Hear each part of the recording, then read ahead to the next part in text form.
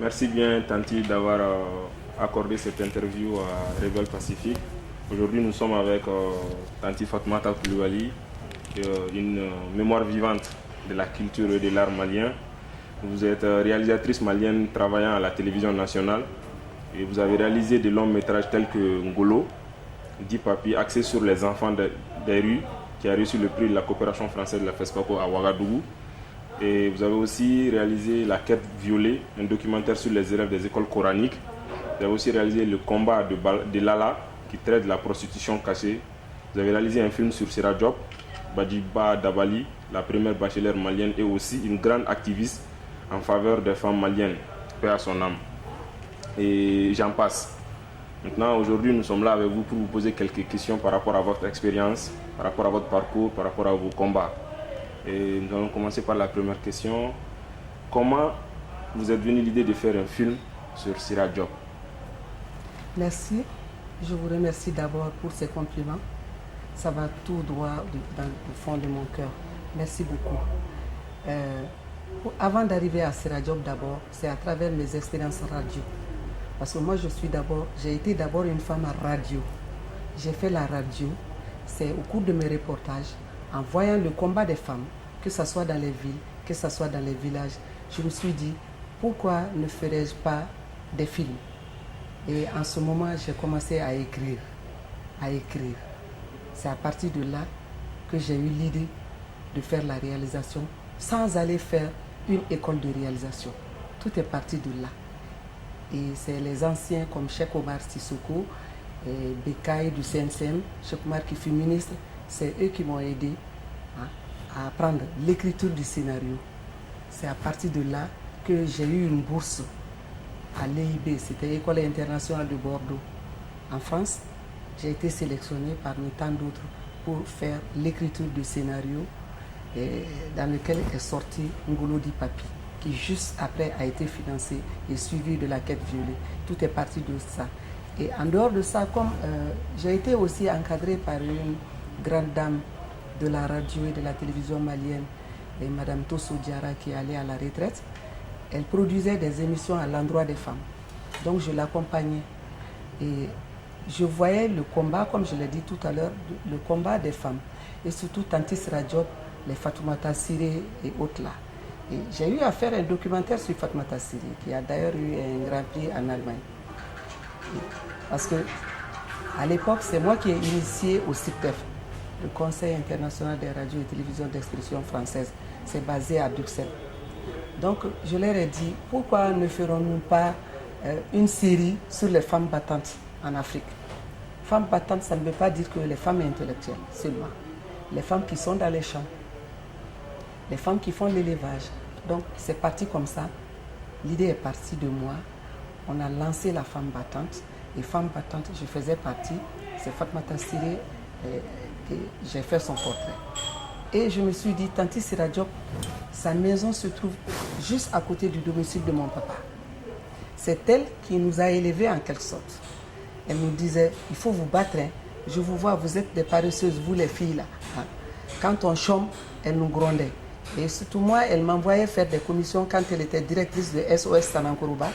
Elle m'envoyait distribuer les cartes pour les avis de réunion.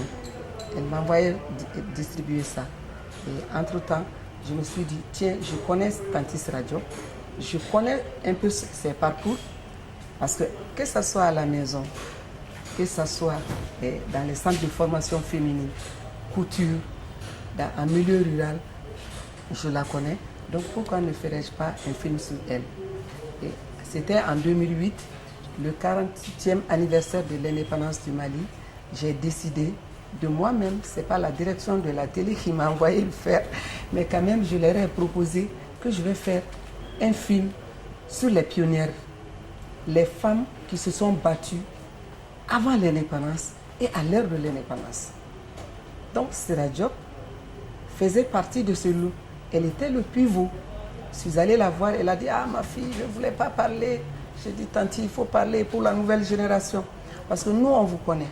Mais les autres là ne vous connaissent pas bien. Donc, il faut parler. Elle a commencé à parler de leur école avant l'indépendance, l'école de Rufisque. du Sénégal, l'école des jeunes filles. Elle a commencé à parler de tout ça. Ensuite, je me suis renseignée, on m'a donné des adresses, je suis allée voir d'autres aussi, hein, qui n'ont pas été à l'école, mais qui se sont battus, hein, pour l'indépendance du Mali, pour le Mali. Hein. Donc j'ai été les voir. C'était Mémoire de femmes. Ça c'est en Bamana. Et après Mémoire de femmes, le CITEF a lancé, c'était 2010, 50 années d'indépendance des pays africains. Donc il y a un projet qui est venu, j'ai postulé, c'était Tantis Radiop aussi. Parce que j'avais déjà les roches. Vous savez, vous êtes dans les médias, jeter les interviews comme ça, là, c'est pas du tout agréable. Quand la personne décède, comment tu vas faire?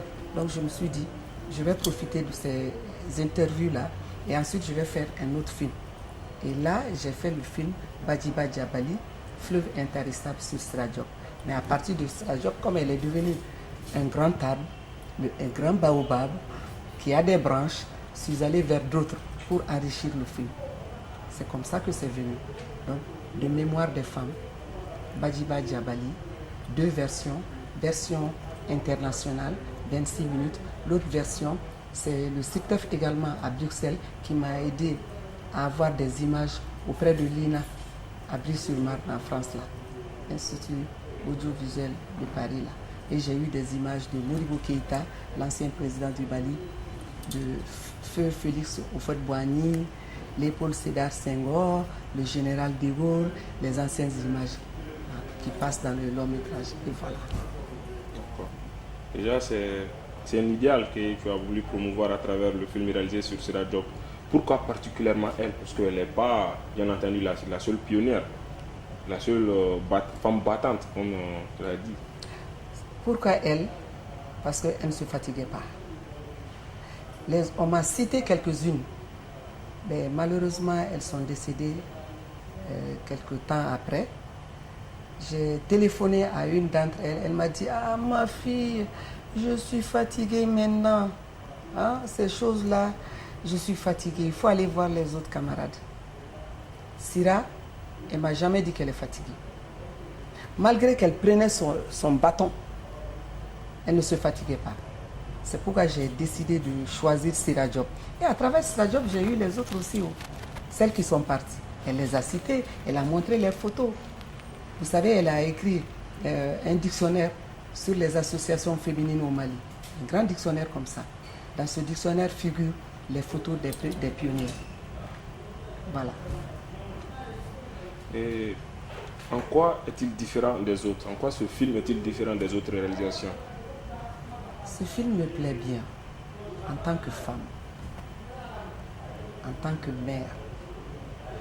Parce que ce film, ça montre à la nouvelle génération comment ces anciennes-là se sont battues, ces anciennes femmes se sont battues depuis l'époque coloniale. Parce qu'à ce temps, les filles envoyaient les filles à l'école, les parents ne le faisaient pas. Les parents cachaient leurs filles. Ils ne voulaient pas envoyer leurs filles à l'école. D'après Tanti Sira, tu envoies ta fille à l'école, 1 année, 2 ans, on l'enlève, on la donne en mariage. Il y a une dame, la petite fille, oui, la fille de Marie-Diane Nyaré, l'ex-chef de Bamako, là, qui l'a dit dans Mémoire de femme. On l'a enlevée de l'école, on l'a fait marier avec sa sœur. Elle a regretté parce qu'elle n'a pas étudié. Puisque nous, on a eu à étudier. Parce que c'est elles d'abord les pionnières qui se sont servies comme escalier pour que nous autres, on puisse monter et devenir tels que nous sommes aujourd'hui. Si tu vois que nous sommes allés à l'école, on a continué, on a eu nos licences, master, doctorat et autres, c'est à travers leur combat. Parce que ce sont ces femmes-là qui se sont battues. Donc je me suis dit, Tanti Sira, elle a toujours prôné la scolarisation des filles. Surtout la scolarisation des filles qui est dedans. C'est l'épine dorsale de mon film. Que les filles, qu'on envoie les filles à l'école. Que les filles soient à même égalité, hein, de chance avec les garçons. Parce que ça, ce n'était pas ça avant. Donc, comme elle a prôné ça, l'égalité, hein, entre les filles et les garçons, même droit. Donc je me suis dit, pourquoi ne pas me battre de ce côté? C'est pourquoi, c'est ça aussi qui m'a donné l'envie de faire le film. Et d'ailleurs, j'avais envisagé l'année dernière, parce qu'il y a eu tellement de problèmes dans le pays, je n'ai pas pu le faire, de montrer le film, le long métrage là, dans les écoles des filles et des garçons, pour inciter davantage les filles à continuer les études. Parce que quand une fille continue les études, elle va comprendre beaucoup de choses. Comment soigner sa famille, comment aider sa famille, et l'argent qu'elle va recevoir. Hein. Elle va aider son mari, elle va aider ses enfants. Hein. Donc, c'est ça, c'est à travers ça que j'ai fait ce film. Voilà. Le combat de Sira Diop est toujours d'actualité. La scolarisation des filles aujourd'hui occupe une place centrale dans tout ce qui est politique publique, concernant surtout le domaine de l'enseignement. Aujourd'hui, à travers l'expérience de Sira Diop, qu'est-ce qu'il reste à faire? Il reste à pérenniser ce que les Sira Diop ont fait. Avant le 31 juillet dernier, panafricaine des femmes, la promotion féminine a organisé une journée d'hommage aux pionnières. Y comprenait Sira Diop. J'ai même le document à la maison. La première femme malienne, africaine, qui a été inscrite à l'école normale de Rufisque, c'est une Malienne. C'est une Malienne. Ses parents étaient là et ils les ont rendu hommage ce jour-là, à l'hôtel Salam. Donc, jusqu'à présent, ça continue. Hein, ça continue. Il fallait faire ça, il fallait montrer ça, il fallait qu'on continue à montrer ça pour que actuellement, celles qui et ceux, que ce soit père ou bien femme, qui continuent à résister à l'envoi de leur fille à l'école, sachent que il faut l'école, il faut envoyer l'enfant à l'école. Surtout une fille à l'école. Il ne faut pas que ça s'arrête seulement à l'éducation de la famille. Il faut que l'enfant aille à l'école. Hein, en montrant leur expérience dans le passé. Parce qu'elles sont devenues, c'est pas seulement elles sont devenues ministres, c'est pas seulement ça. Elles se sont battues chacune de son côté. Il y en a qui ont créé des jardins d'enfants, des écoles par-ci par-là, des associations par-là, des centres de formation. Elles ont eu à former des femmes. Et ces femmes-là aussi ont eu à former d'autres. Donc voilà un peu, le combat continue. Mais c'est à vous, la nouvelle génération, c'est à vous aussi de prendre le taureau par le cornes pour continuer encore le combat. Parce que vous avez la chance, la technologie a développé. Vous pouvez le faire par 1000 manières. C'est à vous de continuer à le faire. D'accord. Et comment avez-vous vécu les premières expériences avec Sira Diop, la première rencontre? La première rencontre, c'est comme ça, c'est comme je suis avec toi, mon fils. Il n'y a pas de barrière entre nous. Je suis sa fille. Elle est la maman. Elle me chicotait même. Elle ne m'a pas enseigné. Mais elle nous voyait dans les rues en train de nous amuser. Parce qu'à un moment, moi-même, j'avais négligé les études. Sincèrement, j'avais négligé les études. J'aimais le sport, le basket, je partais faire du sport. Donc, quand elle nous voyait, elle nous appelait. Viens ici. Tu penses qu'elle va te dire, va faire telle commission. Elle te prend par les oreilles. Les autres sont en classe. Pourquoi tu es dehors dans la rue? Va tout de suite en classe. Même si le maître doit te frapper. Ce sont ces genres de conseils qui m'ont poussé à aller vers. Et quand je suis allé vers elle, c'était cool. Même hier nuit, j'étais dans sa famille parce que j'étais chez mon papa. J'ai quitté chez moi depuis 3 jours. Je suis allé dans la famille de mon père où vit ma maman qui est un peu plus âgée. Et je suis allé dans la famille de Sira. C'est à quelques mètres seulement. Son mari est là-bas, une de ses filles se trouve là-bas. Donc voilà, il n'y a pas de barrière, il n'y avait pas de barrière entre nous. Et d'ailleurs, pour la circonstance, 50e anniversaire de l'indépendance du Mali, elle m'a dit, ma fille, je vais t'accorder des interviews, des entretiens, franches à 100%. Parce que tu es ma fille. Parce que tu te bats. Tu t'es toujours battu auprès de nous. Auprès de Tosso Diarra ici, je produisais un magazine de la femme à la radio, magazine de femmes à la télé. Donc je connais un peu la situation des femmes. Elle m'a dit, donc je vais t'accorder l'interview. Sinon, beaucoup de gens sont allés la voir. Elle n'a pas voulu, elle a dit, non, je ne veux plus parler. Je ne veux plus parler parce que juste on venait de parler du problème du code de mariage qui a fait un tollé. Vous en savez quelque chose, même si vous étiez à l'extérieur, qui a fait un tollé au pays. Donc elle a dit, moi je préfère rester bouche cousue, mais avec toi je vais parler. En gros, c'est des valeurs qu'elle transmettait, mais avec conviction. Avec conviction. Voilà. Ok. Et c'est d'ailleurs elle, grâce à elle, que moi j'ai continué. J'ai dit, j'ai pas mon doctorat aujourd'hui. Je suis en train de me battre. Ici, on ne fait pas de doctorat en journalisme, ici à Bamako. Donc, c'est grâce à elle que je me suis battue. J'ai dit, je vais faire mon doctorat. C'est grâce à elle que j'ai fait mon master 2. Hein? C'est grâce à elle. Je quittais l'école, je venais au travail. Ensuite, je vais en famille. C'est grâce à elle. Et la monteuse et celle qui a monté mon film ici, avant que j'amène le film à Cotonou, qui s'appelle Madame Mariam Soumaoro. Elle est la première monteuse à la télévision malienne. Elle est en train d'étudier maintenant à Abidjan. Elle fait infographie. Elle-même, elle a dit, FC, moi aussi, je suis la petite Tantisera. Ce qu'elle fait, je vais le faire. Voilà, elle est en train d'étudier. Tout ce que Sera a donné comme conseil dans le film, elle a essayé de faire la même chose chez elle. Parce qu'elle a perdu son mari, ses enfants, elle a confié le plus âgé, elle a dit au plus âgé, occupe-toi de tes frères. C'est ce que Sera faisait, parce qu'elle était toujours dans les avions. Donc elle a fait la même chose. Et beaucoup d'autres qui venaient, parce qu'on a fait le premier montage ici.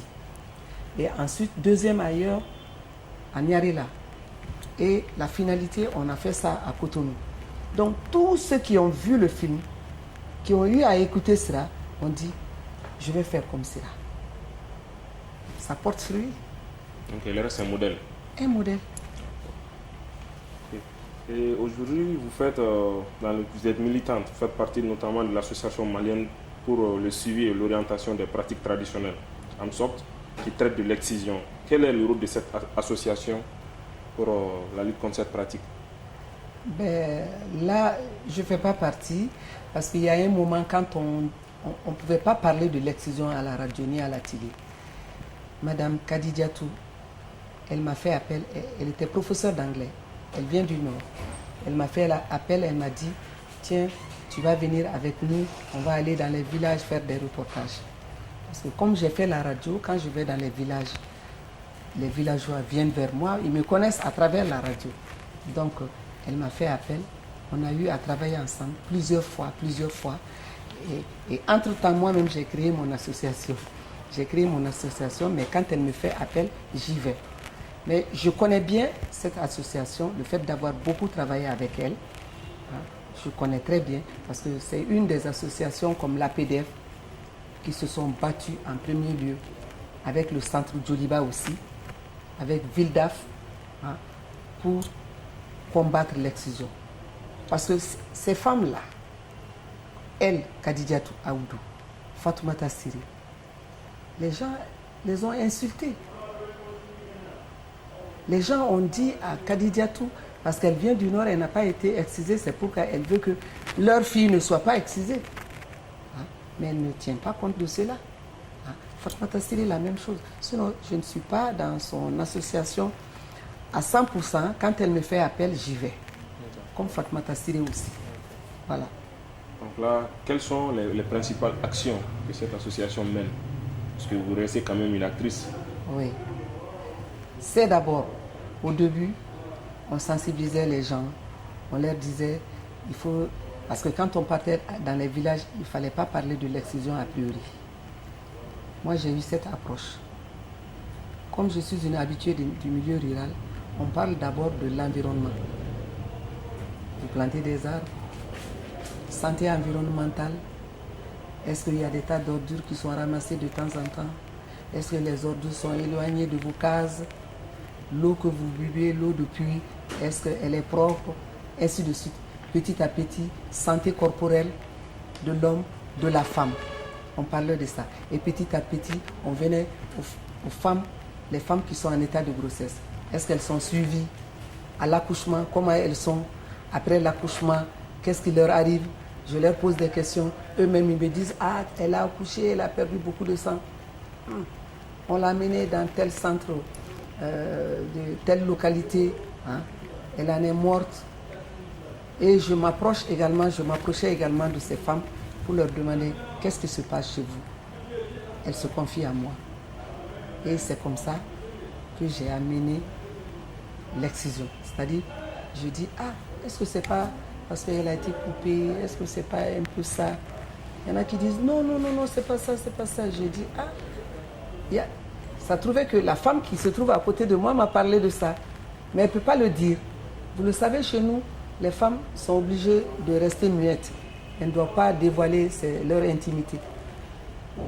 Moi, je dis, en tout cas, j'ai appris dans tel ou tel village que telle femme, quand on la coupe, pendant l'accouchement, il y a déchirure. La tête de l'enfant refuse de sortir et il y a déchirure, il y a ceci, cela. Hein. Donc, ils me disent, en tout cas, nous, on ne le sait pas, mais l'excision existe chez nous depuis nos arrière-grands-pères. Et c'est comme ça que Mme Aïdou, Khadijatou Aïdou, a amené des mannequins. On voit la femme, le corps de la femme, la partie intime de la femme, coupée, cousue, déchirée. La tête sort. On leur montrait ça petit à petit. C'est moi-même qui leur montrais ça petit à petit. Depuis qu'ils refusaient de regarder, même les chefs de village faisaient comme ça. Comme en général, chez nous, moi, je suis Koulibaly. Lui, il est Konaté, par exemple, je dis petit Konaté. Tu refuses de regarder ça parce qu'on est dans la journée, mais la nuit, tu regardes à la maison. Ah, il se met à rigoler. Et ensuite, il regarde comme ça, il regarde comme ça. On leur explique. Il y avait des docteurs qui venaient, surtout le docteur chirurgien, professeur Touré, Moussa Touré, qui est très fort dans ce sens, qui se bat dans ce sens, qui est même allé à Paris, hein, apprendre auprès du docteur Foldes, hein, à faire la réparation du clitoris. Donc, lui aussi, il était avec nous. Voilà. Et maintenant, on va parler de vos émissions que vous animez. Vous animez 2 émissions sur le RTM. Quels sont les principaux thèmes abordés dans vos émissions? Malheureusement, depuis le coup d'État passé, j'anime plus cette émission à la télé, mais l'émission, ça s'adressait sur l'environnement, dans tous les sens. L'environnement, la santé, tout. Même les petits métiers. Les jeunes qui sont en chômage, les jeunes qui viennent à faire l'apprentissage. C'était en Bamana et puis dans les autres langues du pays. J'animais ça avec le jeune frère Djongoloni Koulibaly en direct à la télévision. Donc, mais maintenant, après le coup d'État, il y a eu des changements. L'émission, on ne parlait pas d'émission et maintenant, l'émission ne passe plus. Et donc maintenant, je me consacre surtout à l'écriture de scénarios, à la réalisation des films.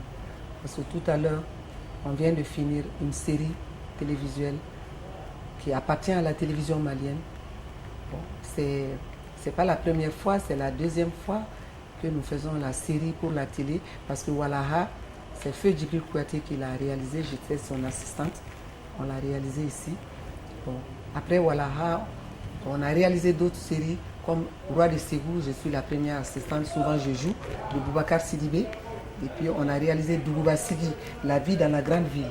Vous savez, il y a tellement de magouilles, de coloris et de bonnes choses aussi qui se passent dans la grande ville. Donc on a essayé de caler ça, qui vient de finir. La diffusion vient de se terminer à la télé, n'est-ce pas, hein? C'est terminé, non? Ok, ça passe sur TV5 maintenant. On vient de finir l'autre série qui s'appelle Yeredombougou.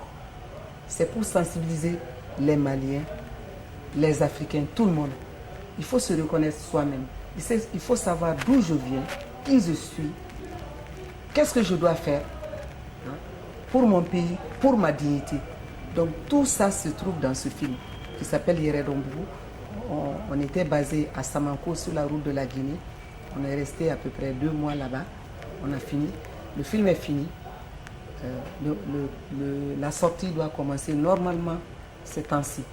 Parce qu'ils ont fait la publicité à la télé comme quoi après le mois de carême, ça va sortir. Et j'étais première assistante de la réalisation. En même temps, j'ai joué le rôle de la folle dans le film.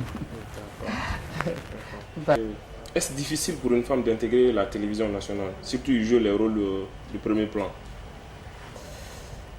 Bon, intégrer la télévision nationale, c'est pas du tout difficile. Quand tu étudies, tu dois intégrer normalement. Normalement, quand les choses se font normalement, quand tu apprends le métier de la télé, normalement, tu dois pouvoir t'intégrer. Mais, faciliter maintenant dans le travail, ça c'est autre chose. Parce qu'il y a des hommes, au début, nous, on était fatigués. Et ça continue un peu aujourd'hui.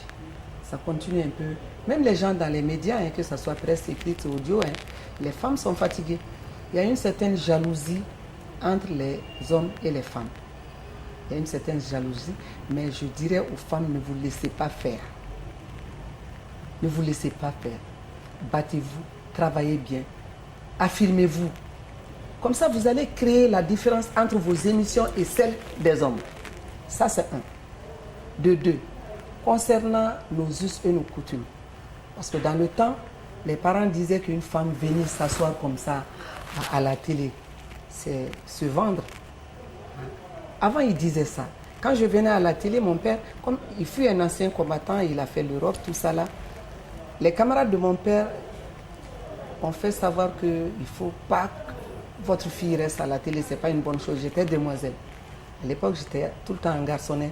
On la voit à la télé, ça c'est pas bon, elle s'expose devant les hommes.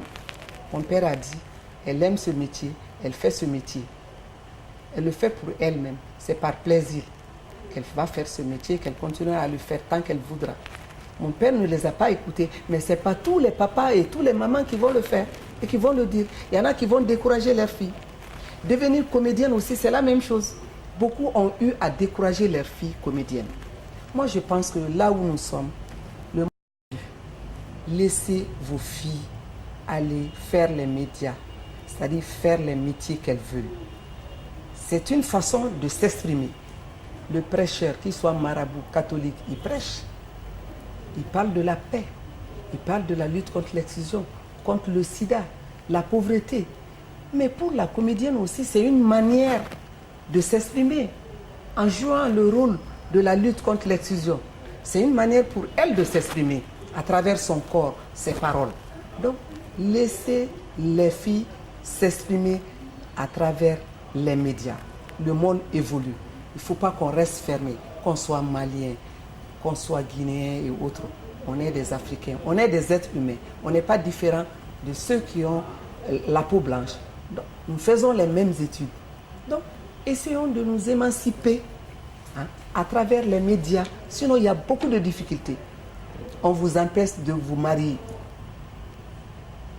Un jeune homme veut épouser une telle fille qui travaille à la télé. On dit, ah, elle travaille à la télé, tu veux épouser celle-là, c'est la femme de tout le monde. Donc, tout ça là, il faut bannir ça maintenant. Sinon, ce n'est pas facile. Hein. Il faut encourager seulement celles qui le font. Ce n'est pas facile. D'accord.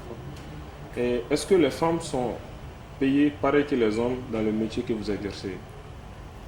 Oui, quand tu es comédienne par exemple, tu joues le rôle principal. Toi aussi, tu joues le rôle principal. On est payé. Hein? On est payé au même prix. Hein? Tu joues le rôle secondaire, même prix. Même prix. Il n'y a pas de différence entre l'homme et la femme. Ça dépend du rôle. Tu es réalisatrice, assistante à la réalisation. Ce que l'assistance à la réalisation doit avoir, on te le donne. Ce que l'assistant aussi doit avoir, on te le donne. Tout dépend du budget que le réalisateur a eu pour son film. Il y a de ces réalisateurs qui sont pingres, qui ne donnent pas beaucoup de choses. Hein? Mais il y en a, quand ils reçoivent des gros lots pour la production de leur film, ils payent. Non seulement ils payent bien les techniciens, et ensuite ils payent bien l'équipe de réalisation et les comédiens. Et quels sont vos projets d'avenir? Bon, voilà, projet d'avenir, j'ai créé une association qui s'appelle Donatao, les jours à venir. Je suis la présidente de Donatao. Je me suis fait entourer par certains doyens et des jeunes qui travaillent dans le domaine du cinéma, dans le domaine de la télévision aussi. Les costumiers, hein, les caméramans, les monteurs. On a fait une première production.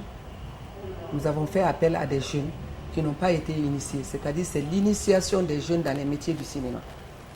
Celui qui veut apprendre le costumier, il y a le grand costumier comme Kanjoura Koulibaly, je ne sais pas si vous le connaissez, qui a habillé dans Ninjugu Gimba, Gimba le tyran.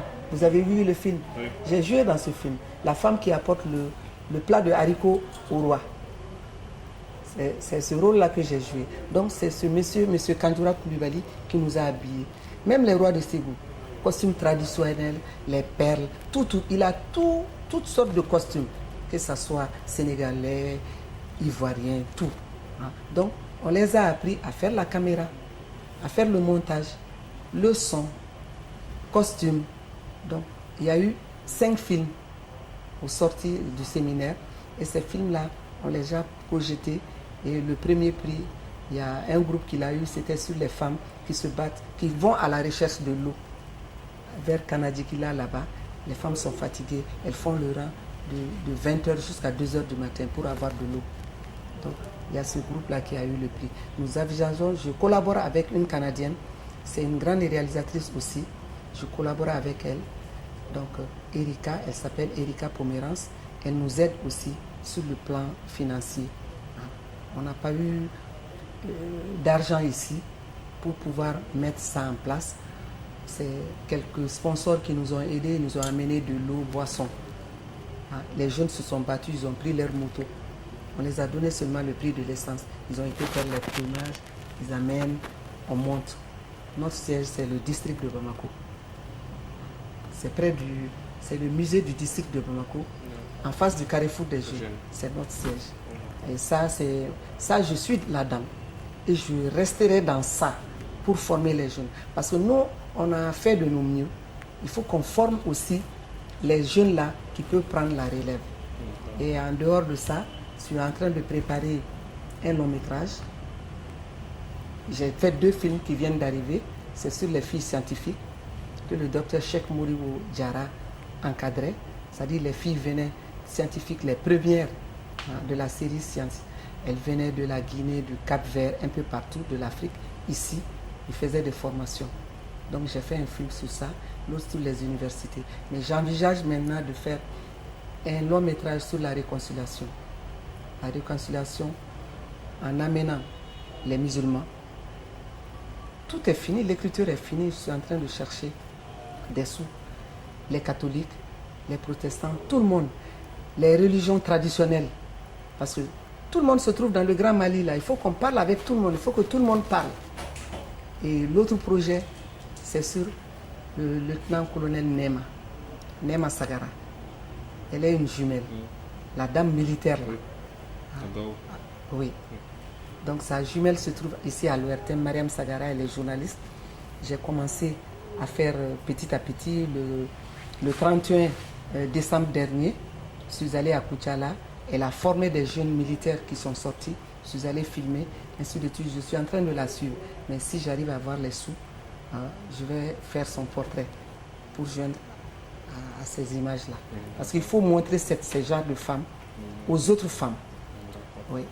Et en parlant de réconciliation nationale, le Mali vient de vivre une crise sans précédent dans son histoire contemporaine. Selon vous, quel rôle revient aux femmes dans la quête de la réconciliation des Maliens avec eux-mêmes? Les femmes, bon, depuis, comme je l'ai dit tout à l'heure, je n'ai pas souligné ça avec Madame Erika. J'ai fait un long métrage, co-réalisation avec Madame Erika. Avant même la guerre, on a commencé le tournage. Et pendant la guerre, on a continué auprès des femmes leaders. Les femmes se battent, hein, mais ce n'est pas facile. Quand c'est chaud, on ne laisse pas de place aux femmes. Parce que c'est normal. On leur dit, vous êtes des femmes, restez derrière parce que vous risquez d'avoir des balles.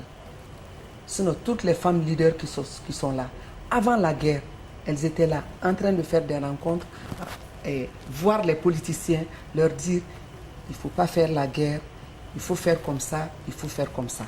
Donc, c'est une manière, parce que la femme, avant on disait la femme, c'est le foyer. C'est vrai, c'est le foyer. Mais c'est le bureau aussi, parce qu'elles sont intellectuelles. Dans les foyers, auprès de leur mari, elles parlent de la paix. Parce que quand les femmes, que ce soit les épouses de ces rebelles-là, quand les femmes entre elles parlent de paix, pensons à nos enfants, à nos progénitures. Pensons à ces progénitures en faisant des plaidoyeries ça va rentrer dans les oreilles des maris, des époux. Et ça va adoucir le cœur. Et là, même s'il prend le fusil, Kalash ou autre, il va laisser. Sauf s'il n'aime pas sa femme. Sauf s'il n'aime pas sa femme. Quand il aime sa femme, ça va adoucir son cœur, il va lécher le Kalash. Mais moi, je demanderais aussi aux autorités. Quand tu vas à l'Assemblée nationale, il y a combien de femmes? Il y a peu de femmes députées par rapport aux hommes. Il faut qu'on laisse une grande ouverture aux femmes aussi, pour que les femmes puissent venir en hommes importants, mais celles qui ont de la valeur, qui peuvent présider la destinée de ce pays. Donc qu'on les laisse venir, qu'on ne laisse pas les femmes aussi, on ne les relègue pas au second plan. C'est ça que je demande aux autorités. Même le gouvernement, il n'y a pas assez de femmes. Il faut qu'il y ait, parce qu'il y a des femmes leaders et il y a des femmes battantes. On les connaît. Vous-même, vous les connaissez à travers les images, les émissions qui passent, celles qui se battent au fin fond des villages. Qu'on leur donne la possibilité de parler, d'aller vers leurs camarades. On n'essaie pas de les bloquer. Quand on donne la possibilité aux femmes maliennes, c'est des battantes, elles vont y arriver. Et 91, les événements de 81, qui a commencé? Quand les étudiants ont fait la grève, c'était les femmes qui sont là. Elles ont été les premières à sortir. Elles ont dit, nous allons soutenir nos enfants, même si nous allons mourir. C'est pour vous dire que les femmes maliennes sont braves. Elles sont braves. Elles ont le cœur dans la main.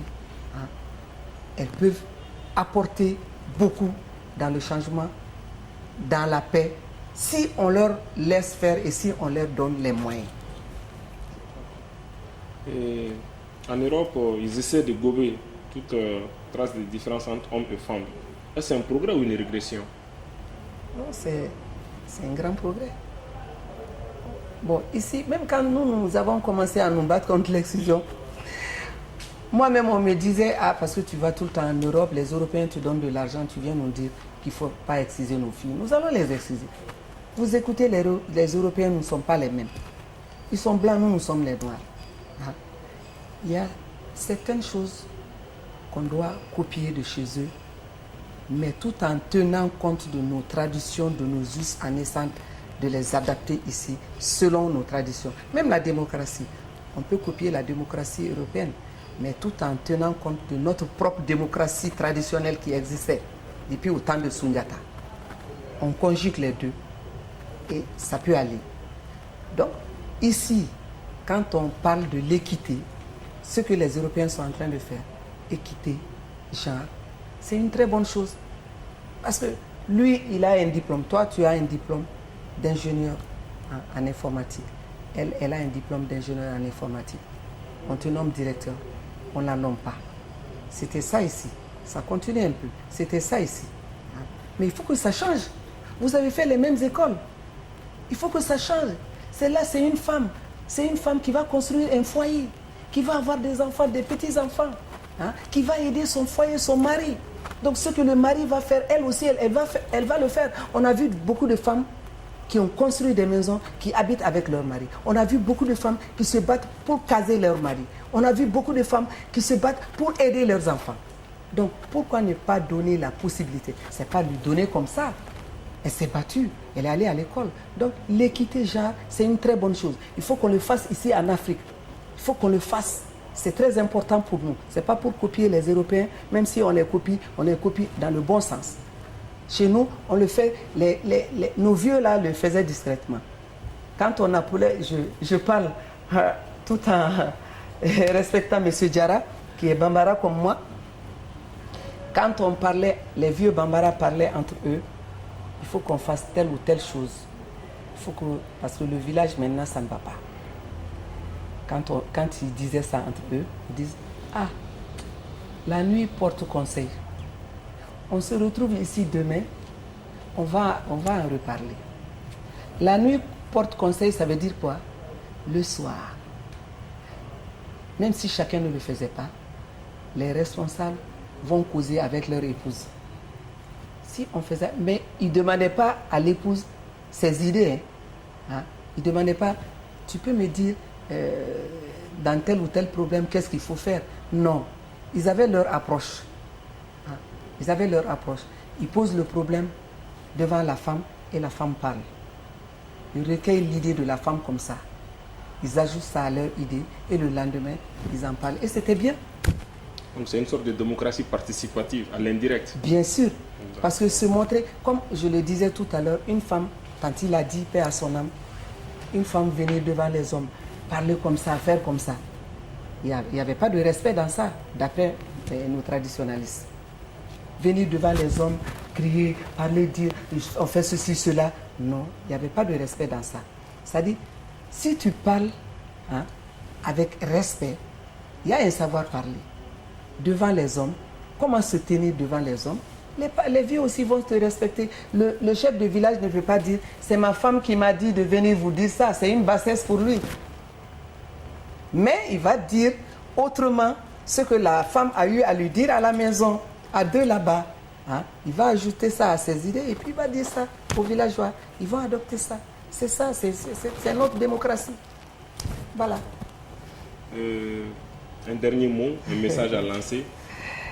Moi, je vous remercie. Parce que ce n'est pas tous les jeunes qui font ça, qui viennent auprès des anciens, que ce soit femmes et hommes, qui viennent auprès des anciens recueillir leurs impressions. Donc vous venez de le faire, je vous en remercie. Et je prie Allah le miséricordieux de vous accorder longue vie dans tout ce que vous faites. Succès. Mais je vous demande encore de continuer à aller voir les anciens. Si vous devez entreprendre telle ou telle chose, même si vous connaissez mieux théoriquement, parce que vous avez appris dans l'école des Blancs, allez-y vous renseigner, faire des recherches auprès des anciens, ça va enrichir ce que vous êtes en train de faire.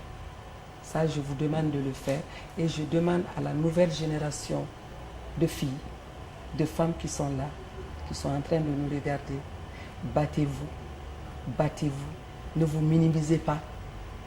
Femme, homme, c'est la même chose, mais femme respecte l'homme. Femme, respectez les hommes. On est les mêmes, mais on leur doit du respect, ils sont nos maris, nos frères, on leur doit du respect. Sur le plan de travail, étudier, comme eux ils le font. C'est ça que je leur demande, pas de complexe. Travailler, et je sais, Inch'Allah, c'est vous les femmes qui allez changer le monde. Je vous remercie. Merci bien. Merci. Tanti pour cet entretien riche, encore longue vie à nos côtés pour Merci. encore partager vos expériences. Merci beaucoup. Merci bien. Je suis à votre disposition. Appelez-moi quand vous voulez, où vous voulez. Je serai à votre service. Merci bien. Merci.